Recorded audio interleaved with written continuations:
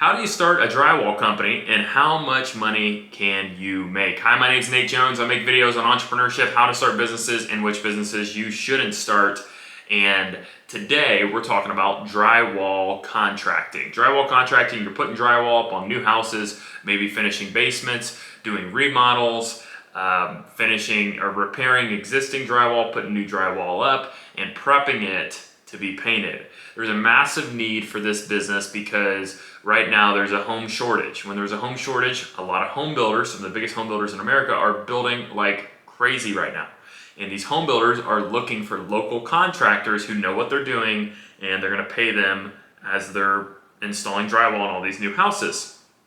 Also, if people's interest rates, mortgage rates have gone up, so for you to get out of your 2 to 3% rate and move up and to a nicer, newer house, it's probably going to cost you double what you're paying now. So a lot of people can't afford to move houses, but what they are going to spend money on is fixing up their existing house, finishing that basement that's been unfinished forever. So there is an opportunity on new houses and finishing existing houses. So let's hop into this. Before we're going to start this business, this is what we need to do. We need to know, hey, what are our expenses when it comes to starting this business? Well, the first thing we need is we either need a cargo van or a truck.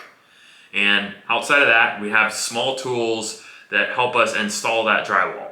So all those small tools and a truck and a cargo van, we're looking at about $15,000 because you can probably get a used cargo van or a used truck that would really probably be enough to get you through this business. So that's $15,000. Then I would say you would want to have about $10,000 in float for materials. This will probably get you through the first maybe month, maybe a little bit more of the jobs in case you get paid a little bit later from home builders or whenever they pay you. But this will allow you to kind of float material and float labor costs until you start getting those revenue checks coming in. So you need about $25,000 saved up that I would say comfortably to start this business. So the most important thing that everyone's probably watching this video is, hey, how much can we make? Great question. I saw that around $4 a square foot is traditionally what you can charge. Now, depending on your area and the type of house and how hard the job is, how big the ceilings are, all these things go into the price of drywall. I'm not going to get into that. What I'm going to get into is this is an overview of how much you can make at $4 a square foot. So $4 a square foot for a 2,000 square foot house, you're looking at about $8,000 to $10,000 that you can charge. So let's go with the $10,000, and then your material cost is going to be probably around 50 cents a square foot. So that puts you at $1,000 to $1,500 on material cost.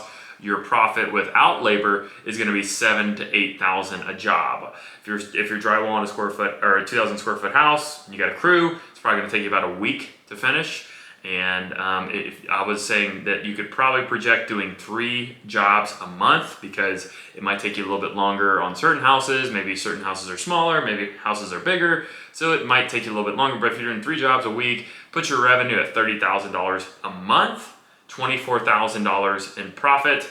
And if we take $10,000 in labor for the month, it means, hey, we have our crew, we got to pay our guys, $10,000 in labor puts us at a $14,000 net profit for the month. So that's $360,000 a year and $168,000 a year in net income doing 3 drywall new houses a month. So my first reaction to this is that there's money in this, right? Every home services contracting business that I have reviewed on my page, there is money in contracting. There's money in contracting because it's hard work and not many people want to do it and not many people are good at it. So if you're good at this job and you do the right thing, you can make a lot of money in it. And I'm sure there's more money than just what I outlaid here. This is just the beginning. And I think you can be very successful in this business. So what's the next steps after you know how much you can make and your expenses and you're safe with that and you're feeling good? Let's think about how we're going to start this business. First thing we need to do, and I do this with every business, is I say, what are the ways in which it won't work, right? What are the ways in which this business will get shut down, or I'll just quit, or I'll give up, or it's just not working? Maybe, I don't know. Let's go through it. So first thing is we don't get any jobs, right? We know how to drywall. We know how to buy the material. We know how to price the jobs. We just don't get jobs. Why do we not get jobs? We didn't connect with general contractors. We didn't connect with home builders. We didn't create a Facebook page. We didn't get our name out there. We didn't put signage out. We didn't have a marketing program. And when you don't have those things, nobody knows you're in business. When nobody knows you're in business, then no one's gonna interact and do business with you. So you have to yell at the rooftops that you're in business. That means, hey, we're gonna go after all these things. We're gonna hit up general contractors, we're gonna hit up home builders, we're gonna hit up other remodeling companies. We're gonna get our name out there of what we're doing, so when the opportunity arises, they're gonna hire our company. The second thing is we don't have any workers. This type of business, you're gonna need a crew. So if you don't have a strategy of how you're gonna find your guys, where you're gonna find them from, and how you're gonna attract people to come work for you, then you're gonna be stuck with just you working and you're not gonna get anything done. So you need to have a strategy of, hey, how can we get a crew? What are some companies that have done it in the past? How did they successfully get a crew? And how can I make sure that I'm recruiting and going after employees or people that want to work and want to work hard? And how can I teach those employees? Because you might not find skilled labor, but you can take unskilled labor and make them skilled labor. So another thing is, hey, we're not fulfilling jobs. What that means is we don't know how to schedule our calendar.